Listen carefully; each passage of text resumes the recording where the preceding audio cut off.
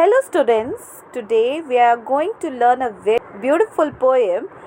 It's from Unit 4, Standard 4, English Bal Bharti. It's poem number 28, The Elf Singing. Okay, do you know what is the meaning of elf? Elf is an imaginary creature with magical powers. Okay, उसके पास जादुई शक्तियाँ होती, पास होती हैं. Okay, you can see this elf. See, he is having pointed nose, right? And he is very tiny. छोटा रहता है और उसके pointed nose भी हैं. Okay, let's start with the poem. An elf sat on a twig. He was not very big. He sang a little song. He did not think it wrong. But he was on a wizard's ground who hated all sweet sound. So, what is the meaning of this poem? जो elf है वो कहाँ बैठा है?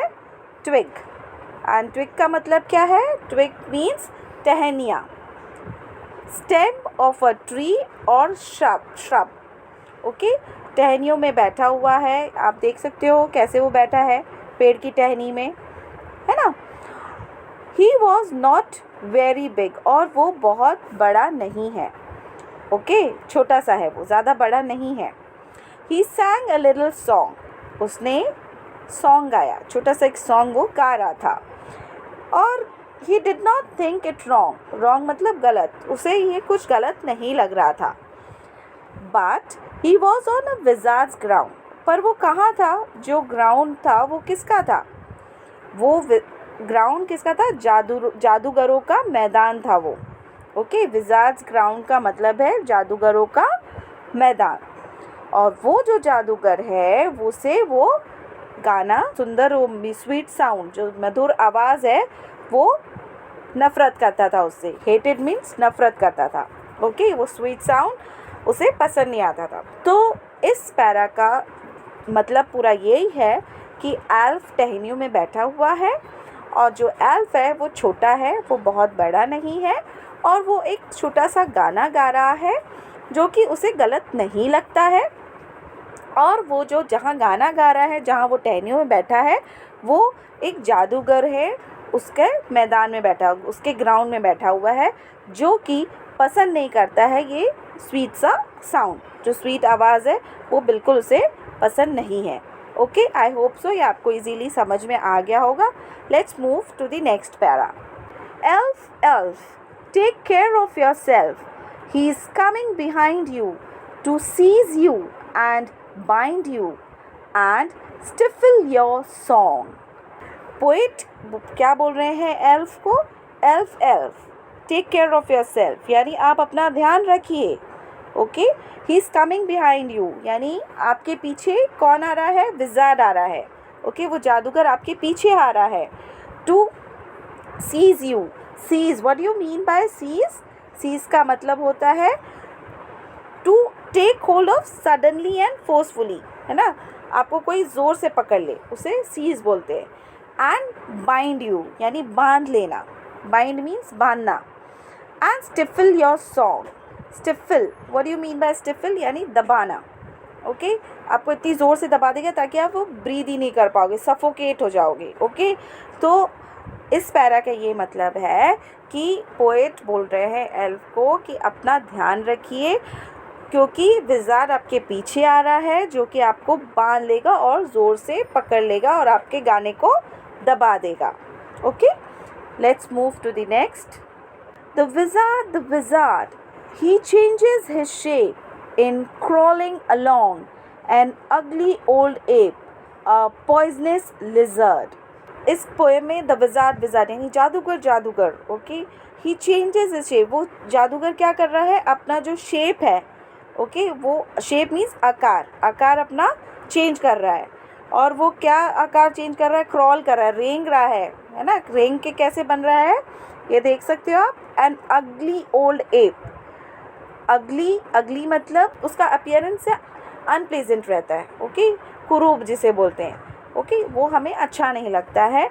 और app आप कह सकते हो it's sort of gorilla, okay, gorilla या चिंपैंजी उस तरह का एक जानवर है, ओके, जिसका टेल नहीं होता है. Got it. एन अगली old app, a poisonous lizard.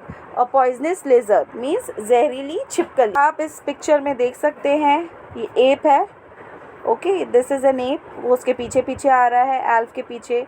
And here you can see the lizard, जहरीली वाली, है ना, जहरीली छिपकली, वो भी इसके पीछे आ रही है.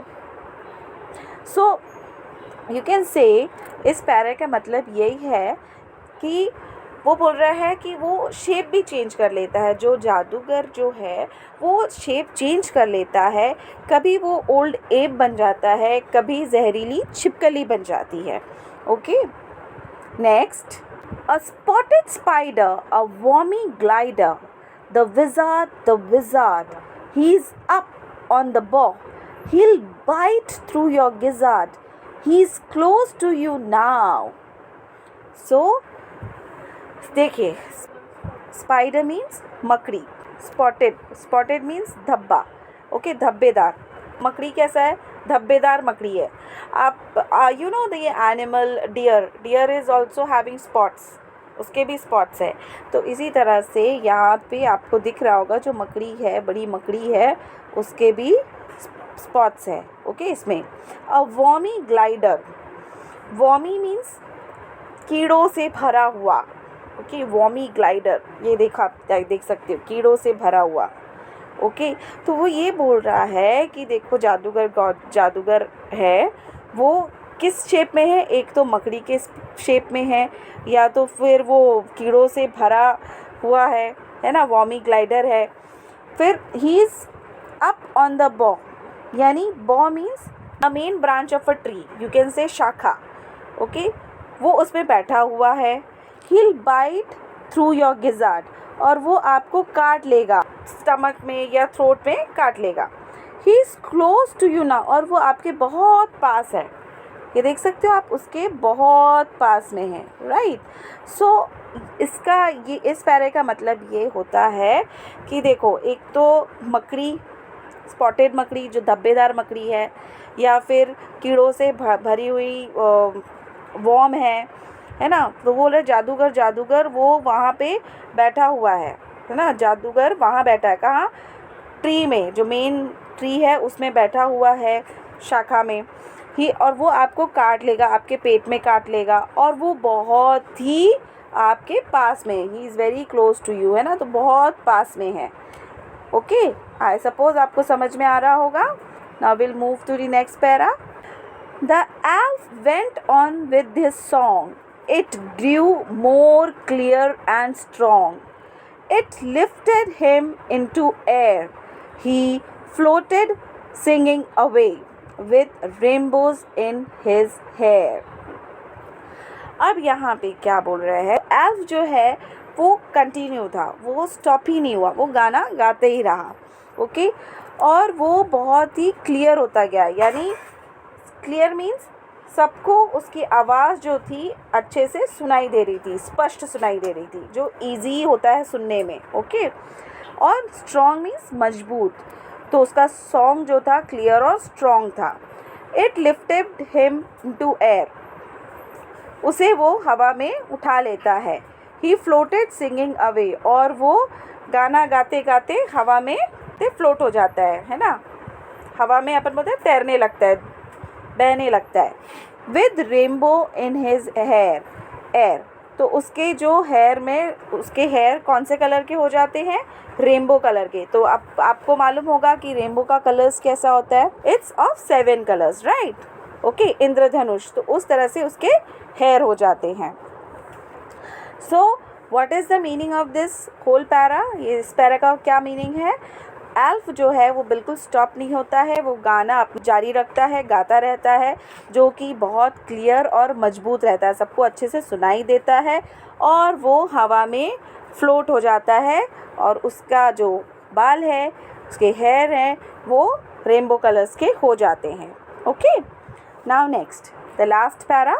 While the wizard, warmed from his creep, made a sudden leap, fell down into a hole, and ere his magic word he could say was eaten up by a mole. While the wizard worm from his creep, तो जब wizard है वो warm बन जाता है, okay, वो अपना shape change कर लेता है, ओके। तो जब विजार्ड अपना चेंज कर लेता है तो वो क्या करता है, क्रीप करता है ना। तो और फिर वो अचानक से मेड अ सडन लीप, तो अचानक से वो छलांग लगाता है, वॉर्म बन जाता है और वो छलांग लगाता है अचानक से। Fell down into a hole, और वो क्या होता है, फिर गड्ढे में गिर जाता है। जैसे ही वो छलांग लगाता है तो क्या होता है, वो गड्ढे में गिर जाता है। And ere his magic word he could say was eaten up by a mole. ere का मतलब होता है बिफोर, यानी पहले। वो जब अपना मैजिक वर्ड बोलने जाता है उससे पहले ही क्या हो जाता है, was eaten by a mole, जो मोल है उसे खा जाता है, ओके। अब मोल का मीनिंग है जो ज़मीन के अंदर जो रहते हैं, छोटा जीव जैसे बोलते हैं, छोटे छोटे जीव जो रहते हैं, है ना, जिसके रोए बहुत गहरे होते हैं और दिखाई नहीं देते हैं, जैसे आप कह सकते हो छछूंदर जैसे, उसको मोल कहा जाता है।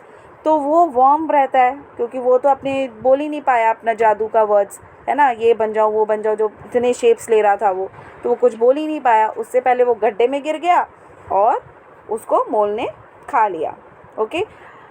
तो ये आपको पैरा का मतलब समझ में आ गया होगा इजीली। तो जो ये लास्ट पैरा जो है इसका मीनिंग ये होता है कि विज़ार्ड जो है वर्म बन गया है और वो अचानक से छलांग मारता है, तो वो कहाँ गिर जाता है, एक गड्ढे में गिर जाता है। और इससे पहले कि वो अपने मैजिक वर्ड्स को, अपने जादुई शब्दों को बोल पाए, उससे पहले ही मोल उसे खा जाता है। आई होप सो आपको ये पोएम अच्छे से समझ में आ गई होगी, okay. And the poet of this poem is William Allingham. Let's repeat the poem, the whole poem. The elf singing. The elf sat on a twig. He was not very big. He sang a little song. He did not think it wrong. But he was on a wizard's ground, who hated all sweet sound. Elf, elf, take care of yourself. He's coming behind you to seize you and bind you and stifle your song. The wizard, he changes his shape in crawling along an ugly old ape, a poisonous lizard, a spotted spider, a wormy glider. The wizard, he's up on the bar.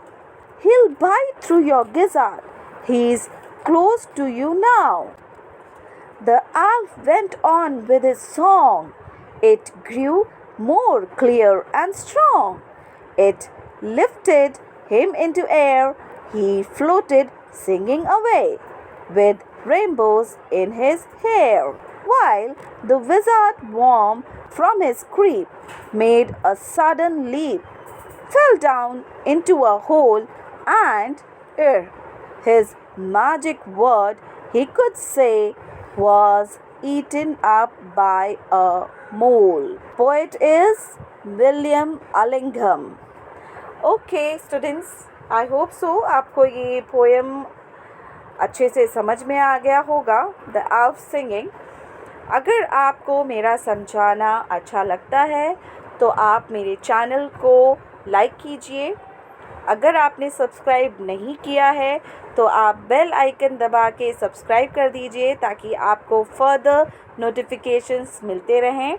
अगर आपको कोई doubt है तो आप comment section में ज़रूर आप पूछ सकते हैं। Till then, take care and bye bye.